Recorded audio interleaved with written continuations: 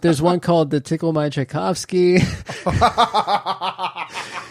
It's great. We could do this. We could make this happen. I'm saying, and we could have all sorts of people like coming and going, and it could be just a brilliant train wreck. So is it? And when the people are coming and going, are they actual people, or is it the voices that Gorley does? No, well, there are a couple of voices.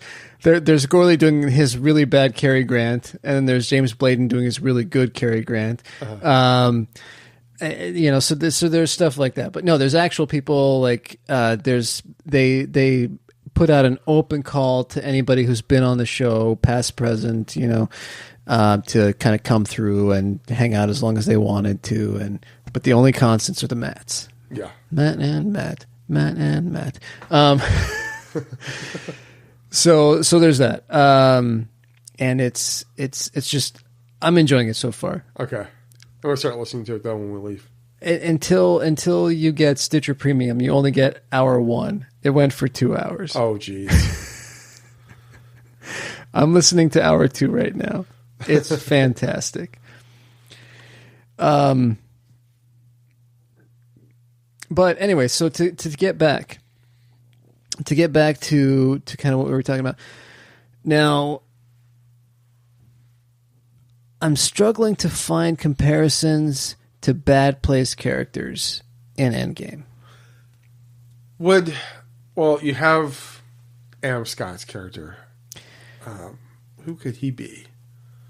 I just don't think like the children of Thanos are like, you can interchange them with anyone. You could, yeah. Like creepy soldier girl, Carrie Coon. She's played by Carrie Coon in the movie. Yeah. Who's in Fargo, and I just know her from Gone Girl and The Leftovers. Okay. And then I don't know who plays creepy needle dude. Yeah. I'm not seeing it. It's unfortunately that's kind of where it breaks down for me, is that the Thanos crew is just so much more evil than the Bad Place crew. Well, yeah. Well, largely because it's a sitcom versus a more serious action film. But do we have a judge in this? So I say, wouldn't Thanos be the judge? I think we need to keep Thanos as Doug Forsett. Yes. Man. Oh, no. Oh, Red Skull. Oh, yeah. That's dead on. Yeah. With the Soul Stone. That is dead on. Well done. So, which, thinking about that today, like it didn't break my heart in Infinity War when Thanos throws Gamora over. It didn't really do it for me because either. I kind of knew like somehow they'd figure a way out. But it did break my heart when it was Natasha. Yeah, that was like. Well, and also full disclosure, this is largely based on the fact that I have had a long-standing crush on Scarlett Johansson. I'm like, no, that means she's gone from the franchise. Well, they're making a standalone movie about her. Okay, so they're doing that, but her character is definitely gone. Yeah. Well, there's no coming back from that.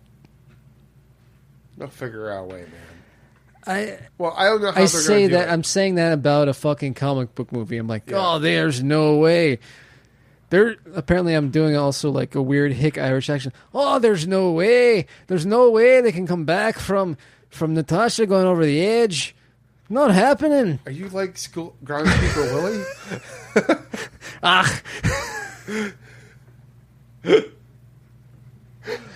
I'm so sorry. I'll go back to Scottish people and Irish people.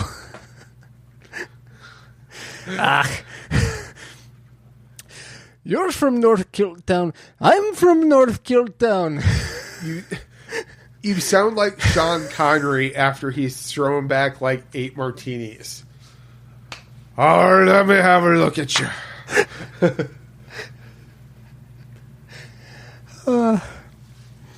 Oh, Such a good episode.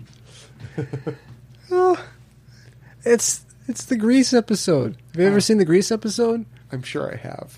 It's when I actually watched another episode of the new stuff. Okay, but we're going back to the Grease episode for Okay. just a sec because we've gotten off on Groundskeeper. Well, no, nobody's gotten off on Groundskeeper Willie. We've gone off on Groundskeeper Willie.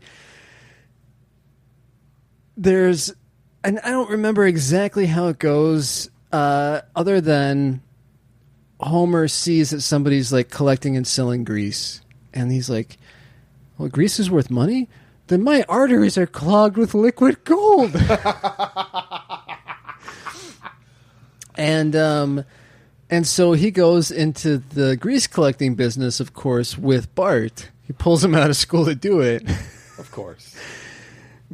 And Bart's like, we got to do like one last big score. He's like, the grease traps in the school cafeteria have got to have just tons of grease, right? So they go and they're trying to do this grease heist, like one last grease heist. And Groundskeeper Willie stumbles upon it. And that's where Homer's like, you know, trying to be like, oh, I'm Scottish too. I'm from North Killtown. And then Homer's like, oh, there is no North Killtown. Why, you're not Scottish at all. and Groundskeeper Willie's like, you're daft, man. And then he notices the grease being pumped out of the school cafeteria. He's like, my retirement grease. Such a good episode. So good. Anyway, where were we? Or where weren't we? Where weren't we? You did your... Okay. Did Groundskeeper Willie. Let's rewind back. We're trying to look for... Oh, the Bad Place people. Yeah. I don't see any Bad Place people in this. No, because the bad people are too bad. They are bad. No, And they're also surprisingly one-dimensional, too. Well, there's Jeff, the fire guy. He could be like one of... Sure, yeah. I'm going to the gym. Yeah. I'm sure there's an I'm going to the gym guy in there somewhere. Oh, yeah. Yeah. The thing is that this was a film that had a lot of people to focus on. And I thought for that, it did remarkably well. Yeah. It did it was basically some Paul Thomas Anderson level shit. Oh, God. It was Magnolia. The Magnolia of the MCU, I'm saying. I think this was inspired by I had this idea a year ago. I don't know how we would even pull it off. But it'd be fun to do a parody trailer of the swirling camera and have us up at each character I'm Peter Parker. I'm Tony Stark. And just kind of talk, and have a Ricky Jay type voice. Narrate. This cannot be coincidence. Please tell me this. Of all the things, this cannot be coincidence. Yeah. Meanwhile, Amy Mann plays. Yes. Oh, can you imagine? Can you imagine if Save Me was playing over the Iron Man death? Something like that, of that caliber? Oh, my God. It would have just been unstoppable tears. Just fucking bawling. I was surprised they got Rolling Stone. Well, the soundtrack, they had Rolling Stones. They had Traffic. Mm-hmm. They had the Kinks, right? I thought they did. I tried to confirm if it was a Kinks song or not. It was a Kinks song. Because I was going to spoiler alert, Ed Massey. The Kinks are in your shock. Yeah. No, the Kinks got in there. Yeah. So because that's when they go to New Asgard. Yeah. So it surprised me how it doesn't. Well, I mean, the Russo brothers obviously have great taste. Yes, very much so. And I liked the transitioning, of passing the mantle of Thor, of passing the mantle of Captain America. I liked that. It's definitely letting us know we're opening the gateway to a more diverse MCU, which will be nice. It made me cry both times when he passed it to Hawkeye. It's not Hawkeye. I knew it was coming. Not Hawkeye. Falcon. Falcon. Yes. Yeah. Cause I knew it was coming anyway. Because it's old Captain. Yeah. He was. Yeah. It was great. It was great. That whole thing of him just not coming back, and then they're like, "Look, he's over there." I'm like, "Oh no!" But I knew it was coming because we knew that there were some people that were not coming back. Their contracts were done. Robert Downey Jr. wasn't coming back. Chris Evans wasn't coming back. Apparently, Helmsworth isn't coming back, or Hemsworth, whatever. I think, yeah. Well, of course, the credits were inspired by Star Trek 6. Yeah. With the signatures. Mm-hmm. Yes. Yeah, I liked that. That was a good nod. Mm-hmm. So we were also talking about the time travel element. Did that make any lick of sense to you with the way with the Pym particles? The Pym particles not so much, but the it'll be 5 minutes for us, but like 5 years for whatever. Yeah. That I got okay. It was more the future, like when you go into the past, you don't change your future. That is your future.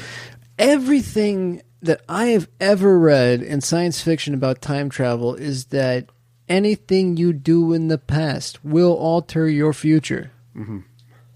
So that did not make sense to me. No, and then when Tilda Swinton attempted to explain it to Hulk, mm-hmm. The Hulk, Bruce Banner. Are we supposed to call him Hanner? Or Brolk? It didn't make a lick of sense to me. Yeah. I wonder if that...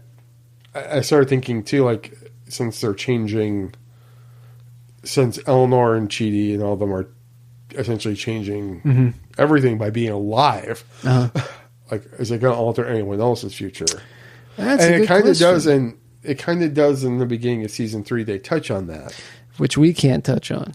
Well, the one thing we can touch on is this, because it's not a spoiler because it really happened. Mm-hmm. The Jaguars got good. Okay. All right. Fair enough. We can say that. Okay. You can say that. I was not following football at all. Sometimes, it was literally art, life imitating art. It was like Jason was at the controls of the Jaguars. Yes. It was like he was playing Madden. But, But he was playing the Jaguars. Yes. Yeah.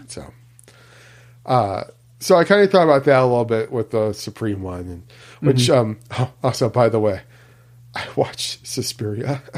Yeah, and that was batshit crazy, dude. But good. I liked it a lot. You would not as a How's the Tom York soundtrack? Soundtrack is amazing. Tilda Swinton plays not one but two, but I believe 3 roles in it. No kidding. She's very diverse in a Cate Blanchett sort of way. Mm-hmm. Mm-hmm. I actually like Dakota Johnson in this. Oh. Keep in mind, I've not seen any 50 Shades. Nor have I. Movies. And I think I've seen like maybe 1 or 2 movies where she's actually in something. But she's really good. Yeah. Okay. I need to see that Bad Times at the El Royale or whatever. Oh, yeah. I do too. Yeah.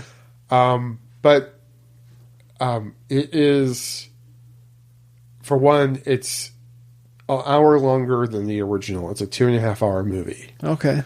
There are parts of it that are shocking. I made the mistake of watching it while I was eating. Okay.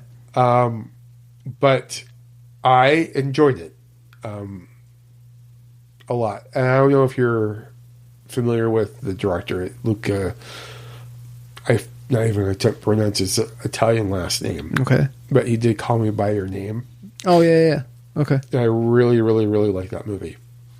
And it kind of has a similar structure where for about 2 hours, like it's a, this nice movie, except, and then like in the last half an hour, it kind of hits you like where they're going with this. Okay. Suspiria is a lot like in that structure, except it's a horror element. And the thing that keeps you going is like, what the fuck's going on? I feel like I could recommend it to you, but I know you wouldn't like it because it's horror.